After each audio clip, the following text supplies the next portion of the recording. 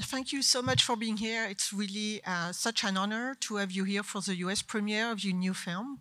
The screening was amazing.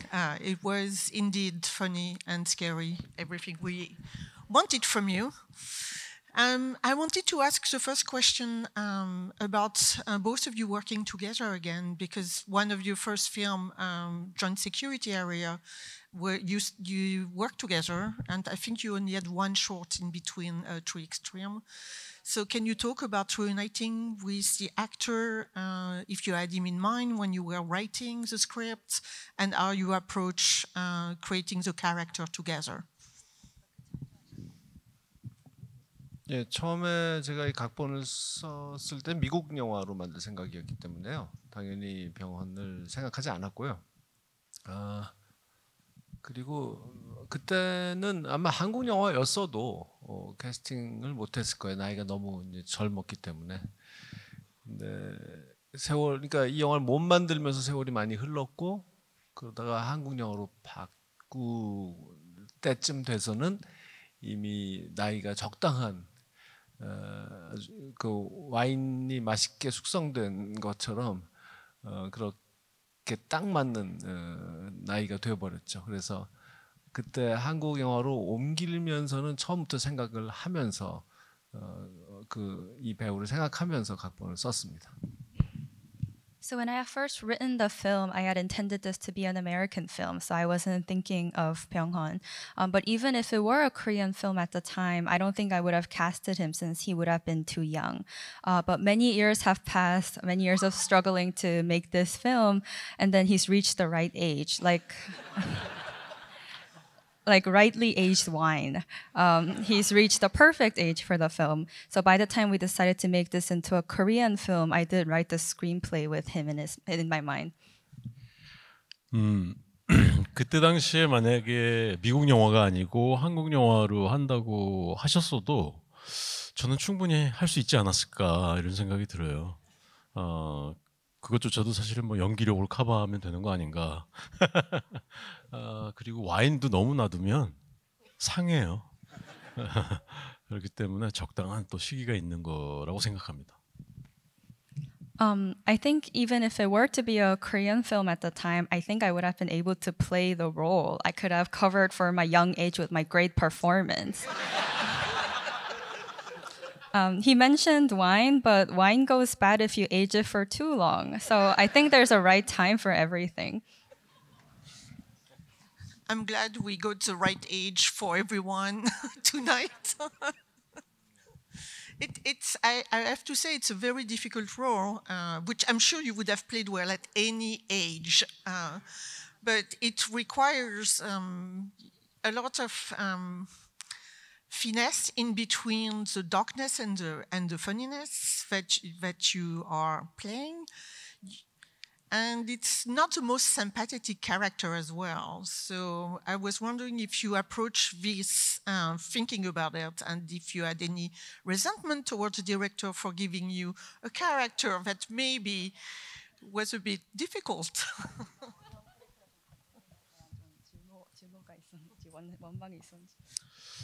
아니요, 저는 처음 시나리오를 받고 너무 신났었어요. 너무 왜 우리가 작품을 이제 뭐 저도 오랜 시간 배우 생활을 했지만 이렇게 작품을 딱 읽었을 때 막 손에 땀이 날 정도로 설레는 기분을 느낄 때가 있어요. 이 시나리오가 저에게 그런 어떤 감정을 줬었고 빨리 촬영을 하고 싶다라는 생각이 들었었고 다만 우리가 그 평범한 어떤 가장의 정말 주변에 우리가 흔히 볼 수 있는 그런 어떤 모습의 가장인데 그런 사람이 이런 어떤 극한의 상황을 맞이했다고 해서 그렇게 극단적인 마음의 결정을 내릴 수가 과연 있을까라는 부분이 사실은 이걸 어떻게 설득력 있게 관객들에게 설명하고 내가 표현해낼 수 있을까?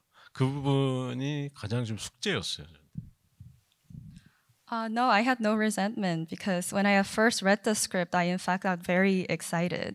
So I worked as an actor for a very long time, but it's not very often that you get so excited that your hands begin to sweat as you read the screenplay. And that was the case for me. I couldn't wait to shoot the film. And as for the character, he begins as a very typical head of a household. But just because he's put in an extreme situation, could we justify all the dramatic decisions that he made for himself? I think the big assignment for myself as an actor was how to convincingly express this character to the audience.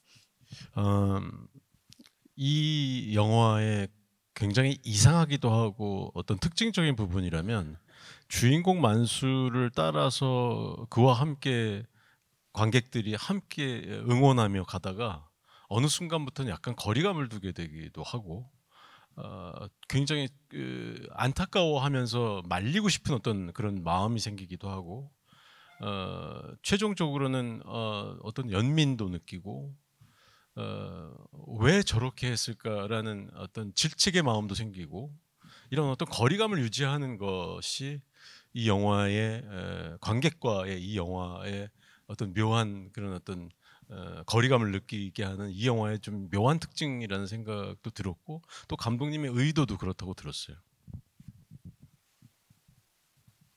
I think what is quite strange and stands out about this film from any other film is that in the beginning, the audience cheers Mansu on, and then at a certain point in the film, they feel a sense of distance from him. They begin to feel bad for him, and perhaps they want to stop him from all his bad choices. And ultimately, at the end of the film, they might also feel sympathy for the character as well, or question, why did you have to go that far? So I think what is so fascinating and stands out about this film is that it provides a sense of distance between the character and the audience, which I've also heard was the original intention of director Park. 그 영화에서 첫 번째 빅팀 범모를 찾아갔을 때 만수가 총을 겨누고 이런 말을 하죠. 돈을 못 벌면 집이라도 팔아. 그리고 마트 가서 짐이라도 날라. When Mansu meets his first victim and he aims his gun at him, he says these words: "If you can't make money, you can sell your house or you can work at the supermarket." 그 장면을 보면서 관객은 너는 왜 안 그러는데? 라고 질문하게 되죠. And at that scene, the audience can ask Mansu, "Why don't you do that for yourself?" 그 장면은 만수가 자신의 문제가 무엇인지를 잘 알고 있다는 내용을 전달합니다. And that scene conveys that Mansu very much knows what his problem is. 관객은 계속해서 마치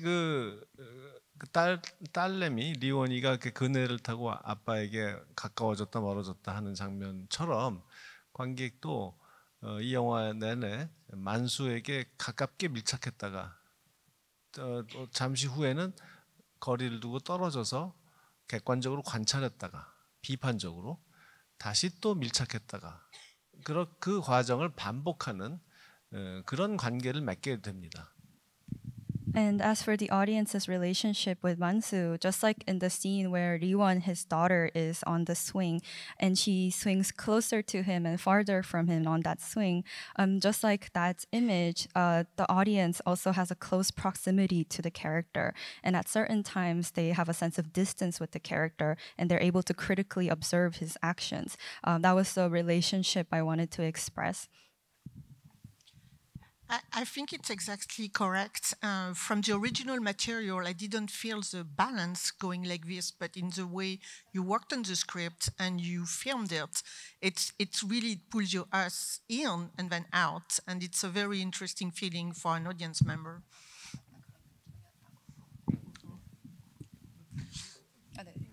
I got a yes.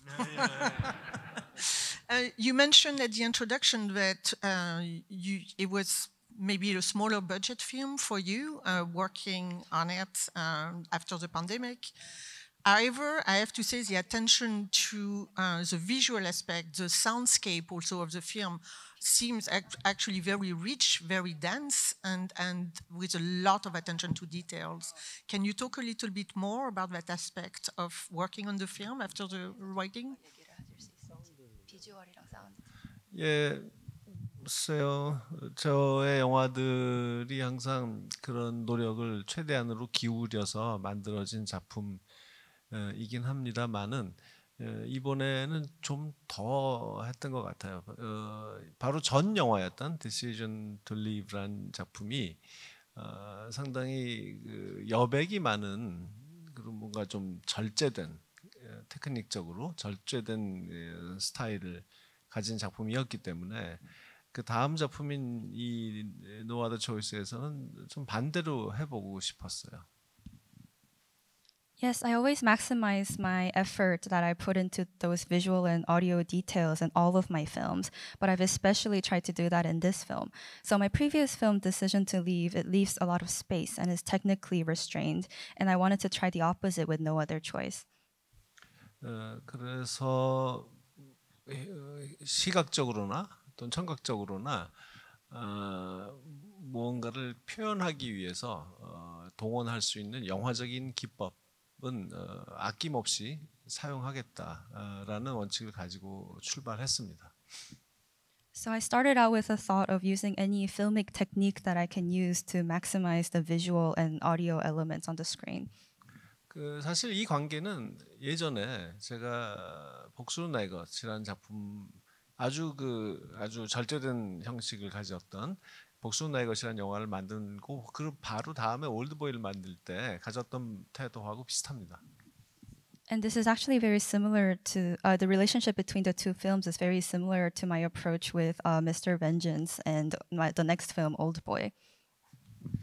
그래서 음악도 또 색깔도 뭐 이런 모든 면에서 아주 풍부하고 좀 과잉이다 할 만큼 넘치도록 사용해서 이 인물들의 감정을 최대한으로 표현하려고 노력했습니다. So in terms of the score or the color of the film, I wanted to make it as rich and even perhaps excessive to maximize my expression of the characters. It seems a little bit reflection on contemporary world of consumerism and capitalism, which is a very political aspect that we can add into the film. Is it something that you were really conscious about when you were making the film? 네, 물론 원작 소설에서부터 이미 그런 전제가 깔려 있죠. 근데 사실 따지고 보면 만수의 행동은 정말 어리석기 짝이 없거든요. 이 자기를 해고한 서 이렇게 자기를 비참한 처지에 몰아넣은 그 사람 상대는 자기 속한 기업이고 또는 이 현대 자본주의 시스템이라고 말할 수 있잖아요. 사실 공격을 한다면 거기에다 대고 해야 되는데 똑같이 비참한 처지에 있는 똑같은 이 실업자, 해고된 사람들에게 총구를 겨눈단 말이죠. 이 얼마나 잘못된 행동입니까? So the original novel already had those aspects to it. And if you think about it, Mansu's actions have been very foolish. So the people responsible for the tragic situation he is in is actually his company and this capitalist system. That's who he should be attacking. But instead, he decides to aim the gun at equally tragic fellow unemployed men. 그러니까 앉을 수 있는 의자가 하나밖에 없는데 거기에 앉고 싶은 사람들은 몇백 명이고 그리고 이미 한 사람이 앉아 있어요. 근데 이 만수라는 사람은 이 게임을 만든 갑자기 오징어 게임이 생각이 나는데 이 게임을 만든 사람들에게 대항하려고 하지는 않고 이 안에서 이 만들어 놓은 게임의 세계 안에서 경쟁을 하면서 똑같이 불쌍한 사람들을 죽이고 있는 것이죠. So there's only one chair available to sit at, and there's hundreds of people who want that spot. And in fact, somebody is already sitting on that chair. And instead of going after the person who made the game maker, which reminds me of Squid Game a little bit, instead of going for them, he decides to play within the game and play by the rules that they created. 그렇게 해서 인간 경쟁자들을 겨우겨우 제거하고 그 의자를 차지했는데 이 영화의 결말에서 기다리고 있는 것은 이제 더한 경쟁자, 즉 AI가 지배하는 공장에 도착하게 된 것입니다. 여러분이 그 대사를 들으셨겠죠? 이 면접 볼 때 전자동 시스템, 이 소등 시스템의 그 시험 가동을 관리해 줄 사람이 필요하다라는 대사. 그러니까 말하자면 만수는 전 자동 시스템 AI가 하는 이 시스템이 잘 굴러가기만 한다면 안정화 단계에 들어서면 필요 없어질 존재입니다. So he goes through a lot to eliminate his competitors, and he finally gets to sit on that chair. But there's even greater competition waiting for him, which is factory ruled by AI. So if you remember the interview scene near the end of the film, the interviewers say we need someone to manage this test run of AI in the factory. So when the AI system has stabilized, he won't be needed in the system anymore. 그래서 영화에서 만수가 이제 정말 퇴장할 때 정말 제일 마지막에 그때 불이 꺼지는 장면을 보셨죠? 그것이 바로 그 AI가 소등 시스템을 가동하면서 하나씩 불을 꺼나가는 것입니다. AI의 판단에 의한 것이고요. 그것은 그냥 어두워지는 그런 텅 빈 어두움뿐이지만 그 어둠은 어떤 힘을 갖고 있지만 이 영화에서는 힘을 갖고 있지 않지만 이 영화에서만큼은 그 장면에서만큼은 정말 물리적인 에너지를 가지고 인간인 만수의 등을 떠미는 그런 장면을 묘사하고 싶었습니다. And at the end of the film, as Mansu leaves the factory and the lights begin to go out one by one, it's the AI that's managing this lights out system. AI is using its own discretion to turn off the lights. And the empty darkness in itself might not mean anything, but in this particular scene, there's this physical power to it, as if it's pushing Mansu out of the factory. I'm very relieved that there was no other choice for you and that you didn't have to go through the process to get the role and not kill anyone else to be on set with Director Park, because now I'm a little worried. Yeah, there was no other choice, correct? Yes. I hope you will work again together in the future. It was a really wonderful collaboration to see you again together. Thank you again so much to come here tonight. It was such an honor and a pleasure. Thank you very much. I really hope you come back.